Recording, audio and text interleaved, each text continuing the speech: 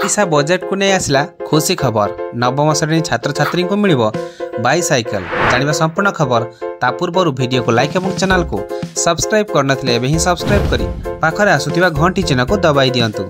विधानसभा रे सोमवार 2025-26 पई बजेट उपस्थापन करिसेंती माननीय मुख्यमंत्री मोहन चरण माझी। सरकार को आसिया परे मोहन सरकार को यह हेउची प्रथम पूर्णांग बजेट।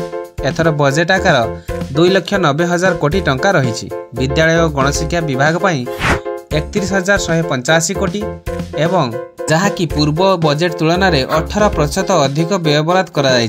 समग्र शिक्षा 4,061 कोटी टंका व्यय बराद कराई। ऐतिह्य विद्यालय 60 कोटी टंका व्यय बराद कराई। नवम और दशम श्रेणी पिला मध्याह्न भोजन मिल। एसत नवम श्रेणी और छात्र छात्री को बाईसाइकेल मिल। एथिपाई गंगाधर मेहर शिक्षा मानवृत्ति योजना 193 कोटी टंकार व्यय बराद कराई। प्रथम और सप्तम श्रेणी जाए यूनिफॉर्म 194 कोटी टंका प्रस्ताव रही। ब्लॉक जिला एवं विद्यालय क्षेत्र में कृति छात्र छात्री मानक प्रोत्साहन मिल।